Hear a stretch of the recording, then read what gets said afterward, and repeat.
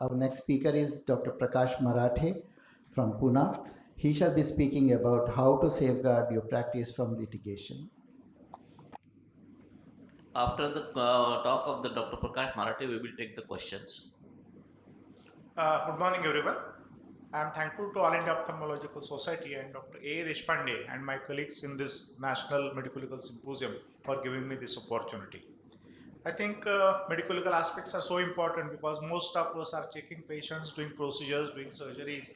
But then this aspect, if neglected, may trouble you and may face some medical legal litigation.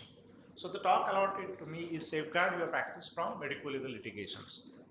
So you are doing your practice, but you have to be safe. You have to take certain precautions and safeguard your practice. Certain things are to be followed. And what are those things I am going to cover in my talk. So when you are practicing, this particular slide is important that you must be ready to face challenges. So practice, as in always, may not be smooth. There can be some hitches, and if you are ready to face these challenges, probably you are through. This is the slide for this documentation. If you are ready, you are half done. You are doing the procedure, you are doing the surgery, not writing anything. If at all writing, giving that sheet in patient's hand, you are nowhere. Patient comes after 2 years, 3 years, you don't have any record. Patient says you operated my right eye, you operated your left eye, you do not have any record, you are nowhere. Which eye was operated, which lens was put, whether it was uneventful or not. These things have to be maintained properly. So for that, record keeping and documentation is must. My previous speakers have also told, if it is documented, it is done. If it is not documented, it is not done. It is so straightforward. So whatever precautions were there, whatever complications were there, you must document. Then case papers and consent must be kept with you lifelong.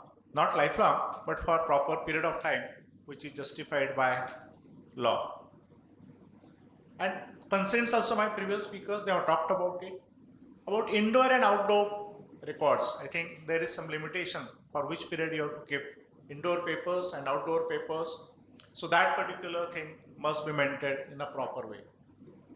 Little bit different from the subject, that is for income tax purposes, maybe 7-8 years, you have to keep your receipt books, because sometimes it is related to the payment and bills and patient. If the person is fetching you in the court of law, that can be correlated with the financial aspects also. Profession tax is a routine thing. Your practice is fantastic. Nobody is complaining about you. Patients and relatives are happy, but not paying profession tax. One of my senior office bearers in Maharashtra not paying profession tax on time, and it was just 2,500 per year. He had to pay more than lakh of rupees because he was not keeping that profession tax payment in a nice way for few years. So don't be complacent about that. If you are running the hospital, even if you are not running the hospital and if you are doing the surgeries, as per Bombay Nursing Home Act in Maharashtra, there are only two entities, clinic and hospital. So there is no entity in between, that is the daycare center. So for daycare center, most of you feel that it is not the patient who is getting admitted, so why to bother about it? But daycare entity is not legally available. So it has to be the hospital registration, perfect and proper with corporation authorities and government authorities, because that can be in trouble. In case of insurance also, most of the times if your hospital registration, that corporation which gives the registration, if it's not perfect, probably in the problem about the medical legal insurance and all those things. Then professional indemnity insurance is the thing which is must nowadays. In the past, it was in thousands, lakhs, and nowadays the days are come. You must have heard few awards were given in crores of rupees. So be careful, and professional indemnity insurance must be there for personal as well as hospital personnel. It must be continuous, functional, with retroactive date and continuous professional indemnity insurance. It shouldn't be break in between. Then about administration, you are busy in your own practice, like consultations, surgeries, and you are not looking after the documentation. So somebody has to be there for administrative purpose to look after these things like insurance, cashless, TPA, NABH accreditation, SHOP Act in some of the cases. PCP entity, you must be wondering why PCP entity I have written. PCP entity basically is a problem with obstetricians, but in India it is a worse scenario. It started in Pune. They gave us the notice for Pune Ophthalmological Society that to start registering your A scans and B scans. We were in the court of law against the corporation, that particular notice, and now there is a stay. The same started in Rajasthan, Delhi, and even All India Ophthalmological Society has gone in the court of law, and the stay is there. But the day may come that they may force you to register your A scan and B scan. Basically, it is not used for sex determination of the infant. But then, if the law comes, you have to be careful about this particular thing. POXO Act, again, by tackling other things, you have to be careful. Whatever is happening in your premises, in your hospitals, you have to be careful. Though not relevant, but when the talk is given for general physicians, even MTP Act is very important, but not for ophthalmologists to read. Thanks for that. Whenever there are some problems, you are answerable to all these things. What are they? Like Indian Medical Commission nowadays, National Medical Commission. It was Indian Medical Council in the past. In Maharashtra, like it is State Medical Council. In various states, there is their council. Whenever there is a problem, the patient may complain in these councils. And your registration is at risk, so be careful. Then civil and consumer courts. Now we have heard about CPA also. Police and criminal courts. This particular sentence is very important. A couple of days ago, I heard there was one complaint lodged with 302. 302 is Dafa 302. It cannot be the direct murder. Even to one doctor that was applied. In worst scenario, whenever there is a patient death, the police doesn't know about it, and they try to put that 304, which is non-bailable.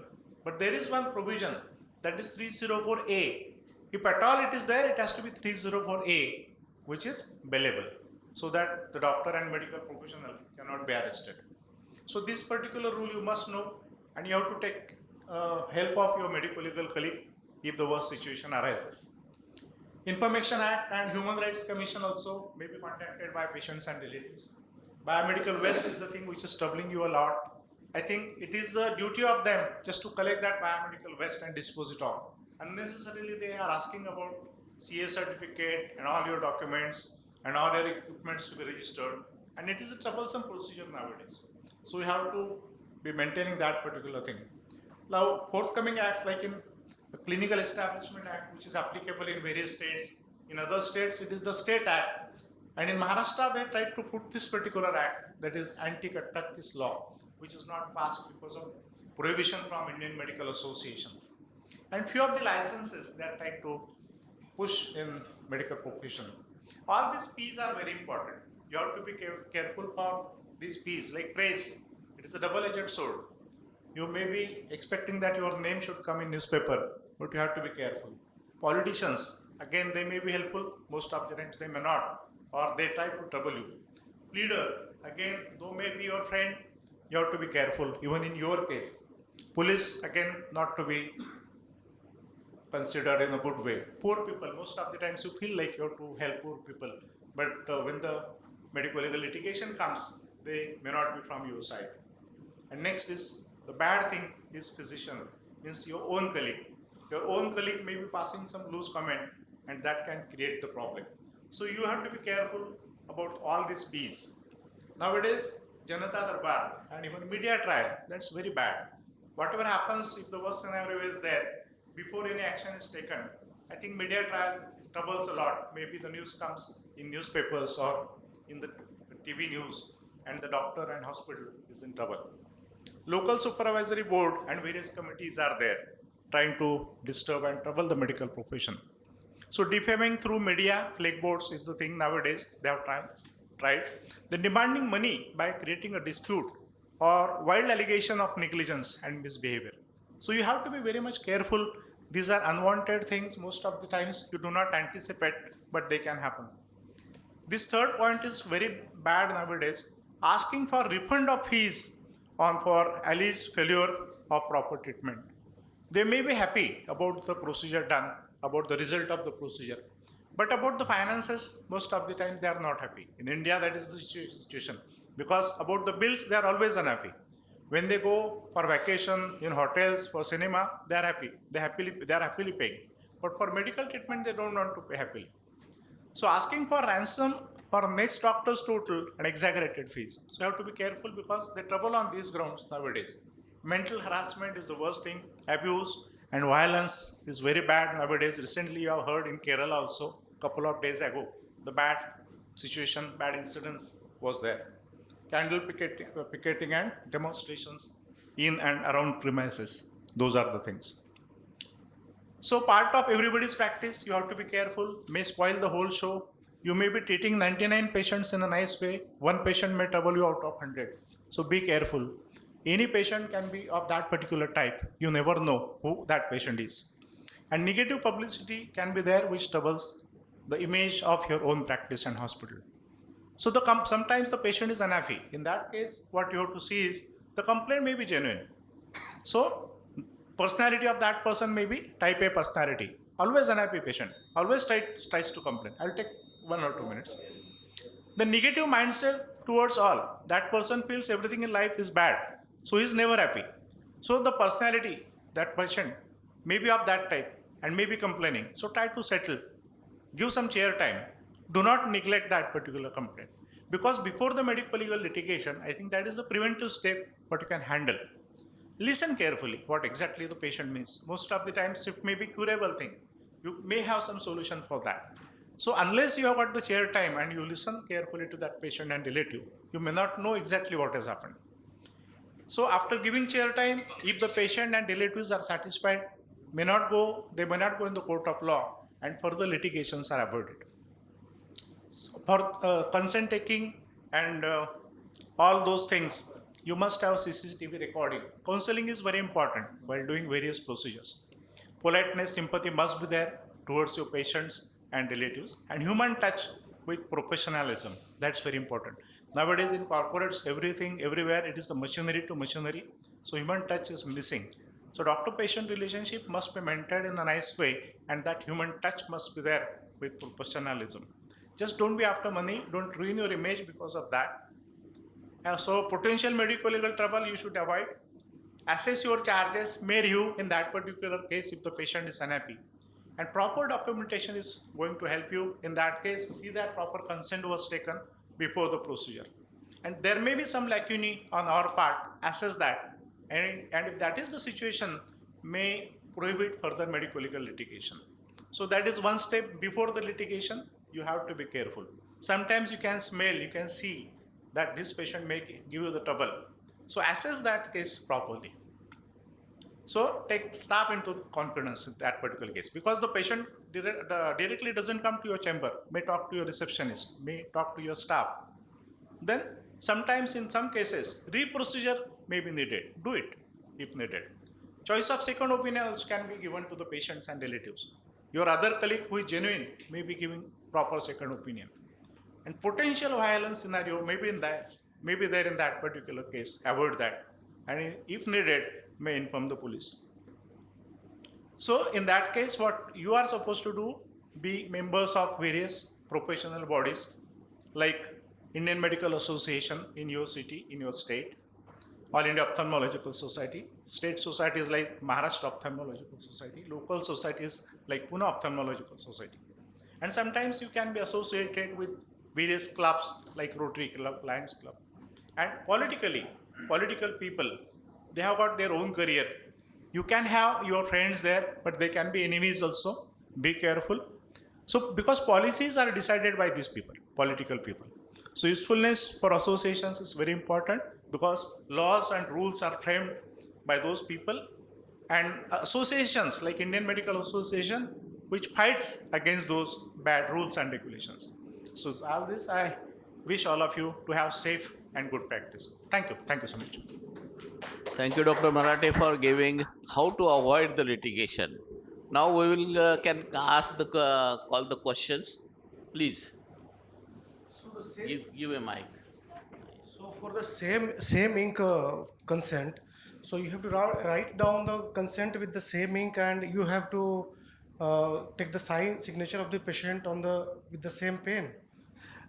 Is it like that only? In the same handwriting, same this thing is mentioned, but printed forms to certain extent are the norm nowadays, though there are some opinion that whole consent form should not be a printed document, but it has to be specified for that patient. For example, I so and so, the name of the patient, the procedure can be printed because we have a different consent for all the procedures. Something specific like the proper with the name, age, sex of the patient. If it is written in the same ink, the patient signs with the same ink, doctor certifies with the same ink. That has a very valid proof compared to a different ink. Different ink indicates that the patient has signed some other time, doctor has signed at his leisure, sister has entered the name and the age and the sex of the patient, like that. So as much as possible, the authenticity of the document has to be maintained. Because the AIOS form Yes. is little Yes. very much lengthy. Actually, the cataract consent form comes in 5 or 6 pages. Yes, So like it is, instead of a video, this thing, even if you have a possibility, I feel like when you are explaining to the patient a photograph of the counseling session, though I don't know how many of us, the doctors, surgeons themselves sign the consent. and regarding the witness part, May I add, many of may I add Because something? All from- India Ophthalmological Society has come up with the booklet of consents. And that booklet, after that, we have translated in various languages. Like in Maharashtra, we have translated that in Marathi. I was the main coordinator for that. Those consents are procedure specific. So just not the blank consents. And every step is described in a nice way. All complications are described. And about consent taking, medical legal point of view, whenever you are fixing the surgery, planned surgery, if you give the consent to the patient, ask him to go home, read the consent, take the signature and bring it back. And when you're operating, maybe on the same day you can repeat the same consent and have the signatures again. So in that case, the consent is not that early and consent is not that late. So both the criteria are fulfilled. Dr. Vashni? So for the witness part, some of our staff can be a witness. Yes. No, yes, witness staff. is always should be a third party, preferably a third party. If you are having two surgeries, relative of one patient can be a witness in one case, and the second relative will witness in the first case, preferably. But if there is nobody else, then the staff who is not involved in OT. Okay, so maybe reception staff or Yes, that OPD can be- staff that can be. that can be taken. as- And I will add to that. The witness is specifically, no doubt, what is doctor told, patient accepted, it is there. But mainly the witness is that the signature and thumb impression was taken. I have added the thumb impression in the AIOS consents specifically so that the patient cannot refuse that the consent was not taken and this is not my signature. So thumb impression is must, and the witness is there that the same person, same patient has signed it, and it doesn't much influence what the doctor has told because he may not understand, because he may not be concerned, so he may not understand, he may not think of that, so he may be different thing. So whosoever signed this, identify that this I am the relation or I am the hospital, he has signed it. So for signatures verification, the witness is always there. In any document, whether government document, registration document, agreement document, witness is for identifying the signature. But in case of illiterate patient, some witness must be there. Or So ideally, one should be from the patient side and one should be from the doctor side. Yeah. Basically, And the one more value thing- of one more consent. thing. Since I have done LLB around from 1990 to 93, in 2003,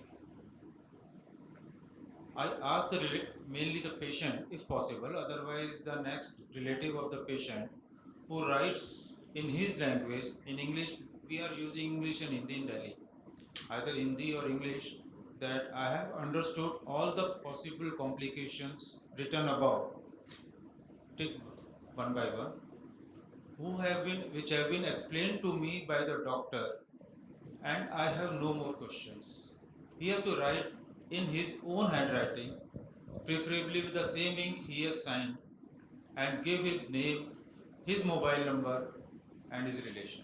Yes, exactly correct what he is saying, doctor is saying now. And if the thing is, once a patient or his relative has written and signed like this, he is afraid to go into court because he has written and signed it. The High Court of Maharashtra was lodged a case about the consent, and the printed consent should not be taken was the decision of the National Forum of the Maharashtra.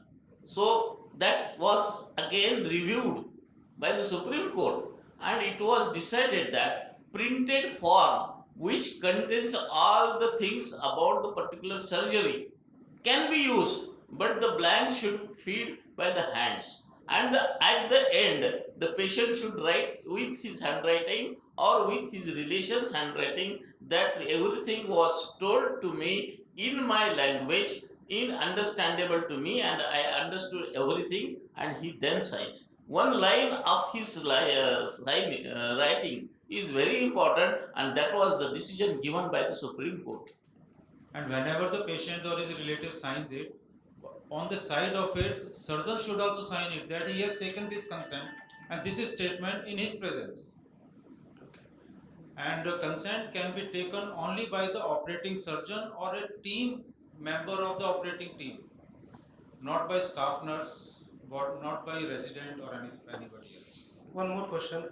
In case of expressed consent, you told that either written consent or given in the word. So if the consent is given in the word, whether it is stands in the court of law, if the patient refuses. So in the expressed consent, you explained that the consent is either taken in the word or in the written. So written is okay, it is fine. But if the consent is taken in a word and if it is not recorded anywhere, and if patient or his relative refuses in the court of law, then whether it stands in the court of law or Yes. The express consent involves only a verbal consent for subjecting the patient to examination. Like you have come to the doctor, you have given your complaint, doctor has asked you questions, you have answered his questions, doctor wants to examine you, you have subjected yourself to examination, that is express consent. But the moment you suggest a procedure or an invasive diagnostic procedure, then proper consent has to be documented. okay. I have met a case in such circumstances in which there was not a written consent and verbal consent was given by the patient. But fortunately, when putting the case on the doctor, he has expressly in his complaint that doctor told me that this is going to be this thing, and I am applying this instrument for purposes. And then he complained that because of that instrument, such thing has happened. So, if the complaint, the advocates say that there was no written consent, that was not accepted by the court because the patient has himself agreed that it was told orally by the patient doctor to me in the operation theatre outside. So such things also happens. So it's a variable thing. What is the complaint itself put in the court matters a lot. What wording they use matters a lot. So should we write on OPD paper also the consequences? Yeah. Every time you should write on the OPD paper and take the signature. Yeah. No, for any procedure or Any like procedure, they have any work or- minor procedure also. Even if patient is not accepting your advice that this procedure is to be done, and which is important from your point of view, you can write that this procedure was advised to the patient and patient denied. And take the signature. And write down below that. Patient may or may not do it. And below that, you have to write that patient is refusing to sign below this. Okay. Yeah. Because patients usually don't sign on this thing. And what my procedure is, suppose it is written on my case paper, that suppose you scan is advised. When the sheet I give to the patient, on that also I write advice UH. So that in patient's record, also it is a proof that I had written on that paper that it was advised. And one more thing about video consent. According to Indian Evidence Act, all video and audio evidences are accepted in court of law only if they are submitted as an evidence in any court before 5 p.m. of that date and up to 12 of next date if it is taken after 5 p.m. So, if you have taken a video recording of a consent and if you produce it as an evidence in court of law after 3 years and you have not submitted it as an evidence in any court, it is not acceptable. I didn't get it, sir. Like Not acceptable. no, I didn't get it. Like, are we supposed to submit all video consents? Yes. Or register or something? As per Indian Evidence Act, clearly written that all videos and audios will be accepted as an evidence only if they are submitted and deposited in any court as an evidence before 5 p.m. But whenever there is a case, not for routine all videos we have, right? When demanded on the same day or This is like impractical. same day. when demanded. This is impractical. Because this is an act. This is an act. So we have got 100 videos every day. Yeah, And we this is cannot Because upload this all- can be fabricated afterwards.